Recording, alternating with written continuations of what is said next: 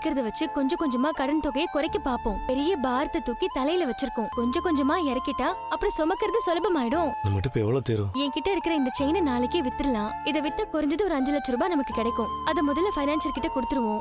48 லட்சத்துல 5 லட்சம் ரூபாய் குறைஞ்சிரும். நம்மள மாதிரி ஏழைங்க நகை வாங்குறது எதுக்கு? இந்த மாதிரி பணம் தேவைப்படுறப்போ வச்சு வாங்குறதுக்காக தானே. இப்போ இந்த நகை நம்ம வித்துடலாம். அப்புறம் கொஞ்ச நாள் கழிச்சு திரும்ப நம்ம புதுசு வாங்கிடலாம். நகையை விட நம்ம வீட்டோட நிம்மதி தாங்க எனக்கு முக்கியம். அதை விட பெருசு மாமா நம்ம மேல வச்சிருக்கிற நம்பிக்கை. அது நம்ம காப்பாத்தணும்னா இதெல்லாம் கொடுத்து தாங்க ஆகணும். தாலி செயின் 5 லட்சம், மீதி 43 லட்சம். இந்த 43 லட்சத்தை எப்படி சம்பாதிக்கிறதுன்னு நீங்க ஒரு வழி சொல்லுங்க. பாட்டி நம்ம கொடுத்த அந்த தங்க டாலர் இருக்குல்ல, அதை வித்துடலாமா? அது நம்ம குடும்பத்துக்காக பாரம்பரியமா இருக்கிற நகை. சரி, அந்த டாலரை விக்க வேணாம், அடமானம் வச்சிருவோம். திரும்ப எப்ப வேணாலும் நம்ம திருப்பிக்கலாம்ல. சரி, அதுவும் நல்ல ஐடியா தான். அது அடமானம் வச்சாலே ஒரு 4 லட்சம் ரூபாய் கிட்ட வந்துரும். அப்ப நம்ம கிட்ட 9 லட்சம் ரூபாய் வந்துருச்சுங்க. ஆமா மீனா, இன்னும் 39 லட்சம் தான் இருக்கு. அதுக்கு என்ன செய்யலாம்? நம்ம கிட்ட இருக்க உழைப்பு நம்புவோம் மீனா. இனிமே நான் காலைல 6 மணில இருந்து நைட்டு 10 மணி வரைக்கும் நிக்காம சவாரி ஓட்ட போறேன். வாரத்துக்கு 2 லாங் ட்ரிப் போக போறேன். செல்வத்திட்ட கொடுத்த நம்ம வேன் இருக்குல்ல, அது லாங் ட்ரிப் இருக்கும்போதெல்லாம் நம்ம வாங்கிக்கலாம். திருப்பதி, பழனி, குருவாயூர்னா அடிக்கடி நமக்கு ட்ரிப் வரும். அதெல்லாம் நல்ல பேக்கேஜ் போட்டு கூட்டு போயிட்டு வந்துடலாம். நம்ம வேன் 12 சீட்டுங்கிறதுனால பல்கா புக் பண்ணலாம். ஒரு ட்ரிப்புக்கு லாபம் மட்டும் நமக்கு எப்படியும் ஒரு 10,000 ரூபாய் கிடைக்கும். மாசத்துக்கு 5-6 ட்ரிப் போனா கூட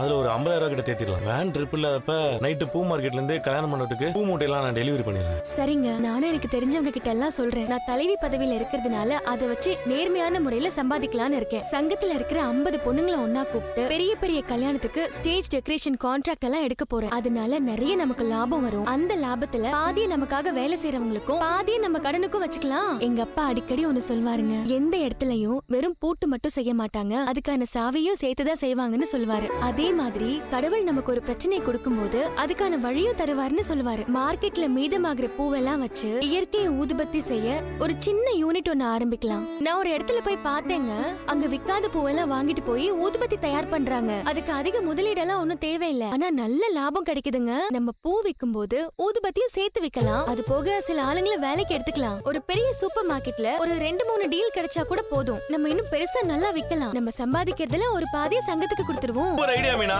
அப்ப இது சரியா வரும். கரெக்ட்டா இருக்கும் மீனா. நீ என் கூட இருக்கிற வரைக்கும் என்னால எதையும் சாதிக்க முடியும் மீனா. நாளையில இருந்து உழைப்பு உழைப்பு உழைப்பு. இன்னில இருந்து நம்ம பணத்தை சேர்க்க ஆரம்பிக்கிறோம். அதுக்கு தான் நான் காரை வேகமா தொடச்சிட்டு இருக்கேன். மீனா மீனா மீனா பாத்து விடுங்க, விழுந்தா நானே எந்திரிக்க போறேன். விழுறதுக்கு எப்பவும் பயப்படக்கூடாது மீனா. அப்படி விழுந்தாலும் நம்மளால எந்திரிக்க முடியும்னு சொன்ன பாத்தியா, அதுதான் ரொம்ப முக்கியம். பாத்து போயிட்டு வா. தம்பி ஏன்பா இவ்வளவு வேகமா போற? கொஞ்சம் ஸ்லோவா ஓட்டுப்பா. கவலைப்படாதீங்க சார், எங்க வேகமா ஓட்ட முடியுமோ அங்க மட்டும் தான் சார் அப்படி ஓட்டுவேன். மித வேகம் மிக நன்று. நம்பி வர கஸ்டமரோட உயிர் முக்கியம் தானே சார். ரொம்ப நல்லதுப்பா. டிராபிக் இல்ல அதான். சொல்லுங்க சார், எங்க சார் திண்டிவனம் வரைக்குங்களா? Okay sir. பக்கத்துல தான் சார் இருக்கு. ஏர்போர்ட் டிராப் பண்ணு. இறக்கி விட்டு ஒரு 5 நிமிஷத்துக்கு வந்துறேன் சார். சரிங்க சார். வாமினா அக்கா பூவெல்லாம் எடுத்து வந்துருங்க. மாலை கட்டி வச்சிருங்க. நான் இன்னும் கொஞ்சம் பூ வாங்க வேண்டியிருக்கு, போயிட்டு வந்துடுறேன். என்ன மீனா, வழக்கத்தை விட இன்னைக்கு பூ அதிகமா வாங்கிட்டு வந்திருக்க. இனிமே இப்படிதான்க்கா, கொஞ்சம் அதிகமா தான் வேலை செஞ்சாகணும். நீங்க கட்டிட்டுருங்க, நான் போயிட்டு சரி வந்துடுறேன். மீனா. அதை கொஞ்சம் எடுங்க. என்ன மீனா, இவ்ளோ பூ கொண்டு போயிருவியா? அதெல்லாம் நான் எடுத்துட்டு போயிடுவேன்க்கா. நான் வேணா கூட வரட்டுமா? பூ வைக்கவே இடம் இல்லக்கா, நான் சமாளிச்சிடுவேன். ரொம்ப வைராகியக்காரி தான் நீ. என்ன நினைக்கிறியோ அதை சாதிச்சிருவேன். சரி, நான் வரேன்க்கா. ஆமா சார், ஒரு சிக்னல் இருக்கு. ரைட்டா? சரி, okay sir, okay sir, okay sir, okay sir, வந்துடுறேன் சார். 40 செகண்ட் கட்டு சார். Okay sir. சார் நான் தான் சார். உட்காருங்க சார். சார் திண்டிவனத்துல இருந்து எப்போ ரிட்டர்ன் சார்? 2 hours ரிட்டர்ன் பா. சரி சார், அப்ப நானே உங்களை வெயிட் பண்ணி கூட்டு வந்துட்டுமா சார்? இல்லப்பா, நீ எதுக்குப்பா வெயிட் பண்ற? சார் அதெல்லாம் ஒரு சிரமம் இல்ல சார். நீங்க ஒன்னும் சார்ஜ்லாம் தர வேணாம் சார், வெயிட்டிங் சார். நான் அப்படியே இருந்து கூட்டு வந்துடுறேன் சார். சரி, ஓகேப்பா. கொண்டு மீனா. வரேன்க்கா. சரி மீனா, போயிட்டு வரேன்க்கா. சரி போயிட்டு வா. எவ்வளவுங்க ஆச்சு? 600 ரூபாய் சார். இந்தாங்க, ரொம்ப தேங்க்ஸ் சார். மசாலோட வாசனை தூக்குதே.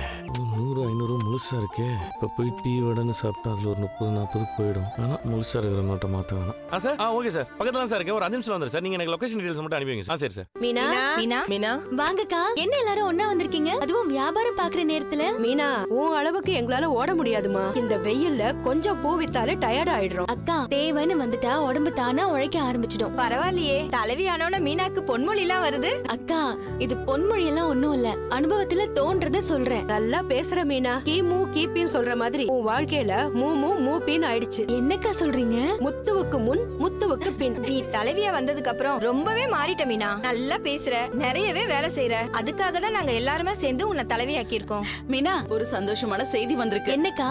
அரசாங்கம் நடத்த போற மாநில மலர் கண்காட்சிக்கும் நடக்க போற அரசு விழாவுக்கும் முழுசா பூ அலங்கார பொறுப்பை நம்ம சங்கத்துக்கே கொடுத்திருக்காங்க. மீனா, நீ அதுக்கு அப்ளை பண்ண சொன்னல, அதுக்கு உன் தம்பி கிட்ட தான் ஃபார்ம் கொடுத்து எழுதி அனுப்பணும். இப்ப நமக்கே ஆர்டர் ஓகே பண்ணிட்டாங்க. சூப்பர்க்கா, இது எவ்வளவு பெரிய ஆர்டர் தெரியுமா? பெரிய பொறுப்பு நம்ம கிட்ட கொடுத்திருக்காங்க. இதை நம்ம கரெக்டா பண்ணிடணும். ஆமா மீனா, நீ தலைவியா பொறுப்பேற்றதுக்கு அப்புறம் இவ்ளோ பெரிய ஆர்டர் நம்ம சங்கத்துக்கு இப்பதான் கிடைச்சிருக்கு. இந்த ஆர்டரை நம்ம ரொம்ப நேர்மையா எந்த தப்புமே இல்லாம பண்ணி தரணும். பண்ணுவோம் மீனா. ஆமா மீனா, இந்த மாதிரி பெரிய ஆர்டர்ல நிறைய பேரு பாதிக்கு பாதி லாபம் பார்த்து காசு அடிப்பாங்க. அதெல்லாம் அந்த சிந்தாமணியோட முடிஞ்சது. நம்ம அப்படியெல்லாம் பண்ணக்கூடாது. நம்ம உழைப்புக்கு என்ன பங்கு வரணுமோ அதை மட்டும் எடுத்துட்டு நம்ம கரெக்டா பண்ணி கொடுத்துடணும். இந்த நல்ல எண்ணத்துக்கு தான் மீனா உனக்கு இந்த ஆர்டரே கிடைச்சிருக்கு. மீனா, நீயும் முத்தண்ணனும் உங்க குடும்பத்துக்காக எப்படி எல்லாம் கஷ்டப்பட்டீங்கன்னு எங்களுக்கு தெரியும். இந்த ஆர்டர்ல வர லாபத்தை நீ அப்படியே எடுத்துக்கோ.